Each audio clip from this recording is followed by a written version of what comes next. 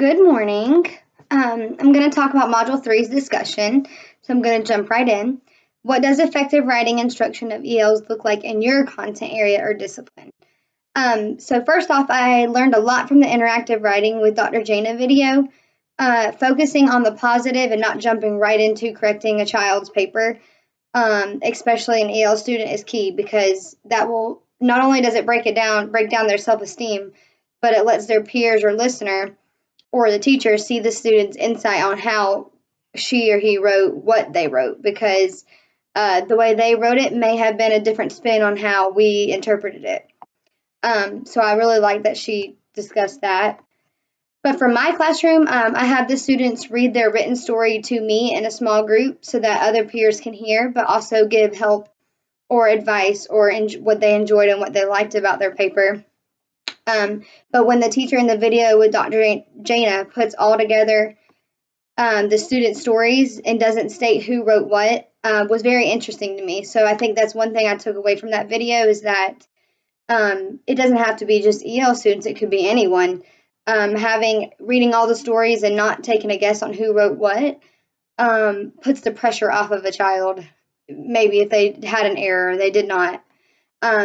Not only does that make a child not feel less important because their story had a lot of errors, or no one knows who it was, but then focusing on what each student did well in the story was eye-opening to me too.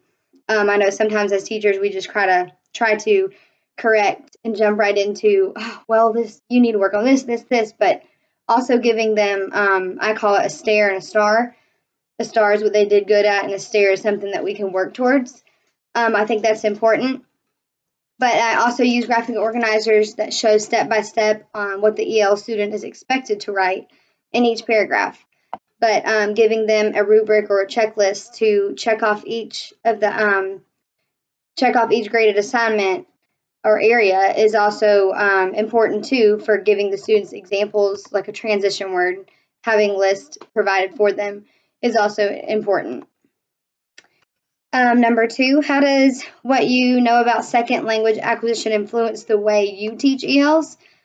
So I picked out from Chapter 6, they explained why grouping by ability is not necessarily accurate or fair to the EL students. So I do group my classroom based on ability, but I include those EL students on where they are in the classroom. So not necessarily that they don't know the vocabulary, so they're in the lowest group. But if this child needs to work on transition words, then maybe she's in group 3. I do believe that it's not fair to just put them straight in the lowest group because, hey, they don't know, so let's just put them there. But that makes them feel less knowledgeable, and putting them in the low group doesn't really benefit them if you don't investigate or get to know your EL students, period. So I think that really getting to know your child is important, because you're not giving them the benefit of the doubt if you're just putting them in the lowest group. I don't really care for that. So then also I'll talk about some other the articles. So I firmly believe that the EL students do learn to comprehend more proficiently when the grade level or key vocabulary is noticed and discussed while reading. So not just skimming over an important word, but actually talking about it and practicing those skills with that vocabulary word. So in my classroom, we have power vocabulary words, and each week we take one power vocabulary word and discuss it with every subject. So we do all kinds of activities with it so that they are familiar with what that word actually means. So this coming up week is summarize. Yes, we teach it, but practicing it with every content will get them more familiar with the skill, which is important. Let's see. The practice and vocabulary skills with comprehension will increase in EL students' writing, like the article Facilitating Young ELL Learners Writers Skill Development article states. It does state that when you practice those vocabulary skills in reading, their writing is also going to improve because they're using those vocabulary. So not just touching on it and it going away, but keep practicing with it. In the article, the author discusses how younger EL students may have a delay in mastering second language. because at home their parents are talking to them in their native language, where at school they're learning the second language and trying to balance that out. So it may have a little bit of a delay, and I thought that was interesting because I'm going to go back to our ESOL teacher and see if she sees that as well, if it's accurate. Okay, and last thing, when EL students are writing or reading about popular things in America, so like it could be soccer.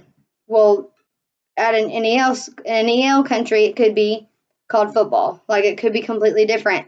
So some of those EL students may feel disconnected when they're asked to write on a topic because they're not aware of what is popular here. So it is important for teachers to provide a variety of topics or have a list of traditions that many people have and getting to know that background. But I know what I do is I have, as long as the student picks a topic that is appropriate and they want to come up and ask if this is different and if it's okay, then we'll say yes or no. It could be the same thing as a narrative topic, but have a spin on it with their own touch. You want them to feel comfortable. Last thing, I love how the author gives an example about the water cycle vocabulary because my class recently just learned about the water cycle. So we came up with a little dance or skit to learn the steps of the water cycle with the vocabulary. And it did take my EL students a little bit longer to actually comprehend and understand why the water cycle has steps and what those steps are. Instead of just doing the dance, they had to actually know what the cycle meant. And if the teacher and students are clearly exposed to those vocabulary, then all students are able to understand in a more depth way because they're used to that comprehension of vocabulary. That's all for Module 3. Thank you.